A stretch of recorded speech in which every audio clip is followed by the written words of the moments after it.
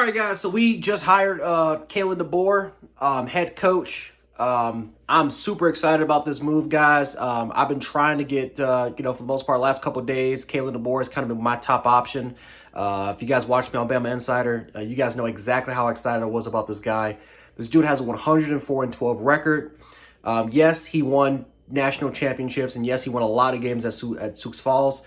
But again, was successful at Fresno State, had a 9-3 record his last year, went to Washington, first year had 11 wins, inheriting a 4-win football team. Second year we all know the story, ends up in the national championship game, inside the playoffs, loses to Michigan. Kalen Doboer, I can tell you about this guy. He is the best player developer out of any coach that was in the list of candidates. If you guys don't believe me, look at the guys that he has and look at the guys that he's had at everywhere he's been and tell me this guy can't develop players. This guy doesn't get 5 stars. He rarely even gets the 4 stars. This guy gets 1-star, 2-star, 3-star guys, maybe some late 4-star players. And this kid knows, not this kid, but this coach knows how to develop. He knows how to bring the best out of a player's original ceiling. And even to kind of exceed those own expectations, exceed the ceiling. And again, Kalen Doboer is 49 years old, so to a lot of coaches, he's kind of considered a young man or even like a kid. But the dude's 49 years of age, so he's not. So trust me, he's not definitely that. So don't want to be disrespectful there. But Kalen Doboer, guys, excellent developer.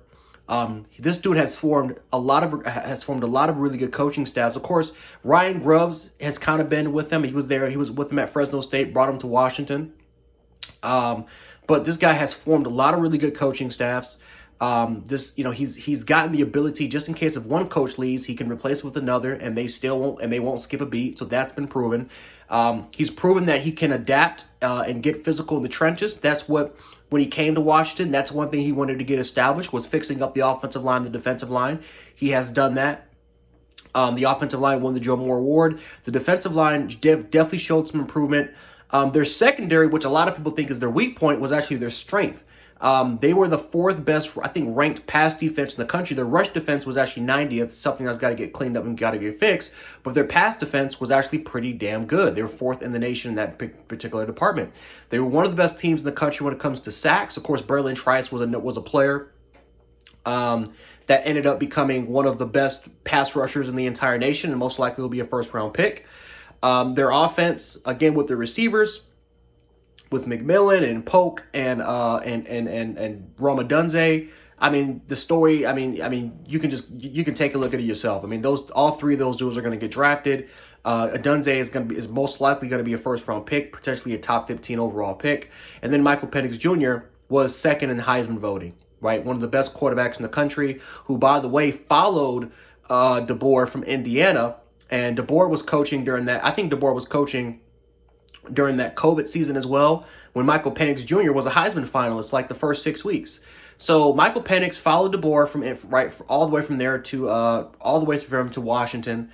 And guys, there's no questioning, this dude could coach.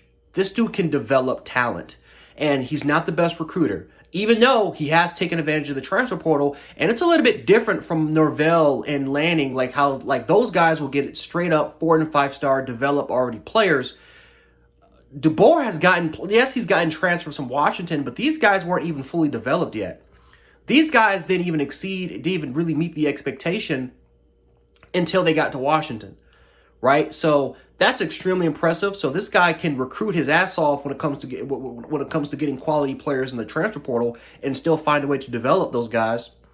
But for the most part, Kalen Doboer, one thing that you simply cannot deny, this dude can coach.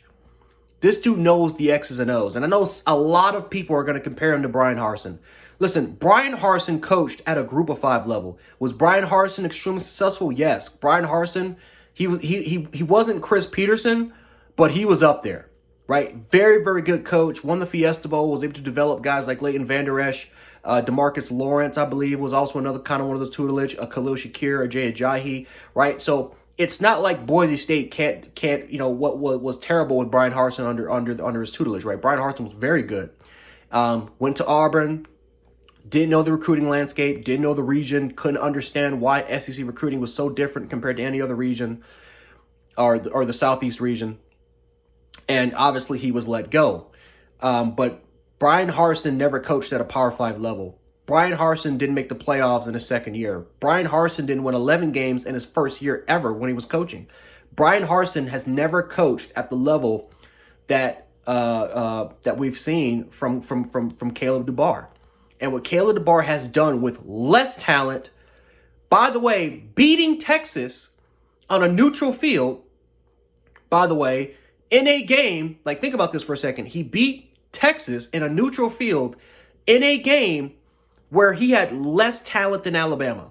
Way less talent than Alabama. And remember, Bama lost to Texas by 10 points at home. Kalen Doboer has beaten Steve Sarkisian twice. He's undefeated against Sark. He's undefeated against Dan Lanning. He's undefeated against Lincoln Riley. Here's another stat for you guys. Kalen Doboer is 12-2 against top 25 ranked opponents.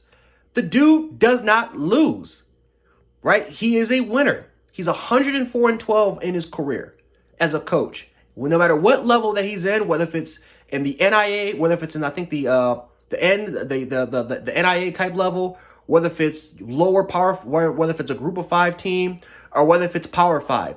The dude wins everywhere that he goes. And that's something that Brian Harsin hasn't done. That's something that Dennis Franchione hasn't done. This is something that Kalen Doboer already has accomplished.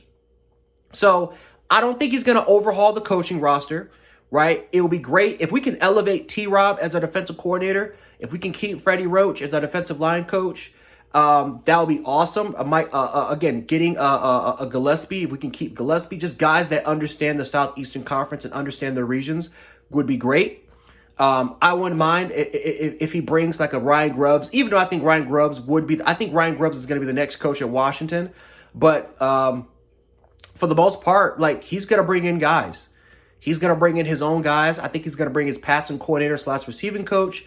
Don't be surprised, like if a Scott Huff from their offensive line. Don't be surprised if they bring in. Remember, our offensive line gave up 49 sacks. Don't be surprised if they bring in a Scott Huff who was responsible for producing the Joe Moore Award-winning offensive line.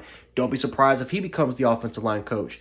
Don't be surprised if maybe their cornerback coach. Remember, because if T-Rob goes up to defensive coordinator, yes, he can still coach the cornerback position if he wants to. But if he simply wants to just focus more on just the overall schematics and the overall kind of X's and O's of the defense, you can bring in Washington secondary coach, again responsible for the 4th-ranked defense. You can bring him up. You can bring him in there, and he can be the corner, and he can be the cornerbacks coach, while T-Rob focuses a lot more on the entirety of the defense.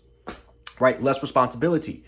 So there are guys that I am interested in Kalen Doboer bringing to Alabama, but ultimately keeping the guys that understand the recruiting region is important, because that's one thing that I can understand why Bama fans aren't pleased about when it comes to Kalen Doboer, and that's his inability to recruit at a high level. And you're talking about him being in the Pac-12, and yes, there's USC, there's Oregon, and that's pretty much about it. Like, so you should be able to out-recruit Kyle Winningham. You should be able to at least hang in there with Lincoln Riley and Dan Lanning, and he hasn't. But that also should tell you that even with less talent, he still was able to beat the more talented teams. So that should be both a good thing and also another thing to kind of worry about, because in the SEC, 12th, 15th, like finishing 12th or finishing 15th in recruiting is good for a lot of programs, but that's like 9th in the SEC. And that's something that we have to get better at, especially with Oklahoma and Texas also recruiting giants are also coming into the SEC as well. So I'm excited about this hire. I know some of you guys aren't stoked. All I will pretty much tell you is give this guy an opportunity, give this guy a chance. Look at his track record. Look at the players that he has developed. Look at Washington's overall season. Look at the X's and O's. Look at the schematics, and tell me that Kalen Doboer is a bad hire. I think this is an excellent hire. This would have been at least my second candidate, because this is me personally. I think Lane Kiffin would have been my first, but Kalen Doboer would have been my second overall hire. And the dude, as far as player development, is the best out of all these guys on this list. So, Jan Sports, I'll catch you guys on the next one with more updates. Peace.